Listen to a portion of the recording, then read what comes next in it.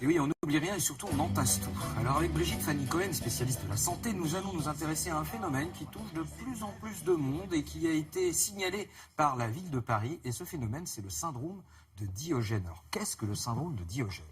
Alors, les personnes qui sont atteintes par ce syndrome de Diogène, ce sont des personnes qui entassent, qui amassent toutes sortes d'objets, la plupart du temps hétéroclites, inutiles. Par exemple, vous pouvez avoir des personnes qui entassent des vieux journaux, des vieux cartons, des bouteilles vides ou pleines, des vieux habits. Ça peut être tellement dans un appartement qu'on retrouve des piles qui font 2-3 mètres de hauteur et puis parfois les personnes n'arrivent même pas à accéder à leur lit parce que tout est encombré. Et la conséquence de cet encombrement aussi, c'est qu'on ne peut pas se déplacer, donc on ne peut pas aussi se déplacer pour faire le ménage et qu'il y a évidemment un manque d'hygiène, un manque de propreté et ce sont parfois les voisins qui donnent l'alerte. Et c'est pour ça que la ville de Paris récemment a fait une communication à ce sujet parce que la ville de Paris est amenée parfois à intervenir avec les services techniques, les services sociaux pour aider les gens finalement à faire le ménage. Et puis les services sanitaires surtout parce que ça ne doit pas sentir la rose. Bien sûr, parce qu'effectivement des fois les voisins ils sont envahis par les cafards. Donc c'est pour ça qu'ils alertent. Alors évidemment on essaye les psychiatres connaissent bien ce syndrome de Diogène qui est en recrudescence actuellement selon une communication récente de la ville de Paris donc qui intervient de plus en plus souvent. Il y aurait en France 30 000 personnes à peu près qui seraient concernés. Alors comment prendre en charge ce syndrome et puis quelle est la personnalité de ces patients à ne pas confondre d'ailleurs avec les collectionneurs. Ce sont des choses tout à fait différentes. On regarde.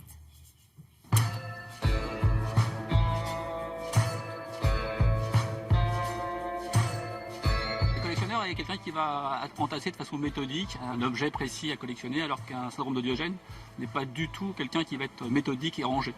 Donc on va avoir un entassement de différents types d'objets de façon verticale, donc avec des appartements qui vont être progressivement peuplés sur les murs et seul un petit chemin va permettre d'accéder à la cuisine ou au lit, ou un classement horizontal avec une couche qui va progressivement être de plus en plus épaisse dans leur appartement.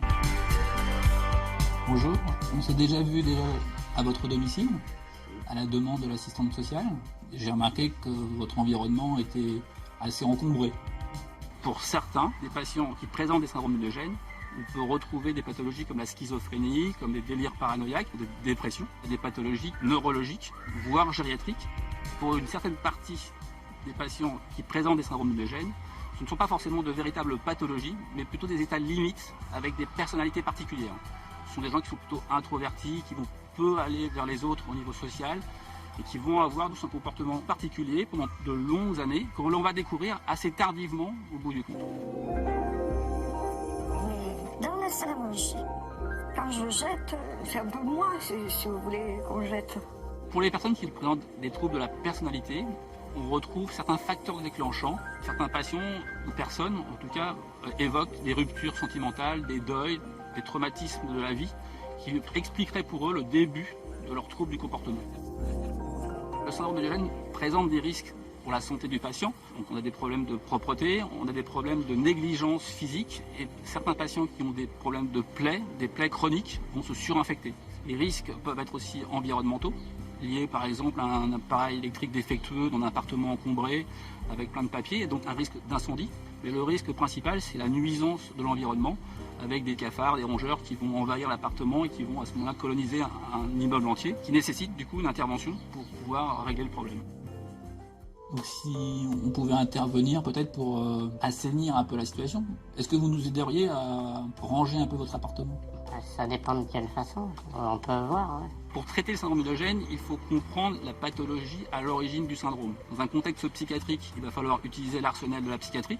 Pour les problèmes gériatriques, comme la démence, il faut faire recours au réseau gérontologique. Et puis pour les personnalités limites, l'accès est plus compliqué. Ils ne sont pas malades, donc on ne va pas les soigner. Donc l'important est de pouvoir rentrer en contact avec eux, créer une confiance, faire prendre conscience de la difficulté du mode de vie, des nuisances qui sont possibles, et à ce moment-là, essayer avec eux de changer leur comportement.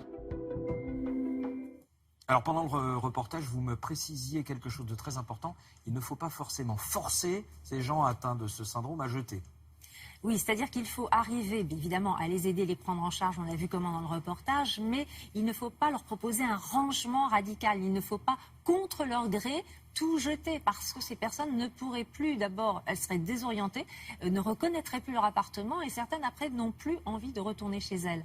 Donc il faut arriver à trouver une bonne entente pour finalement, pour réussir à ranger un petit peu sans tout jeter. Alors il y a une autre solution dont vous me parliez, pour justement lutter contre ce syndrome.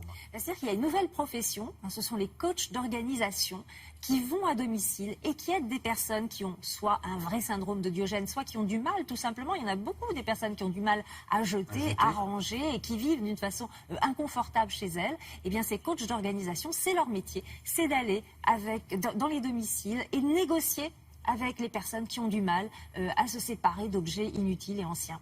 Voilà. Ah, donc ça peut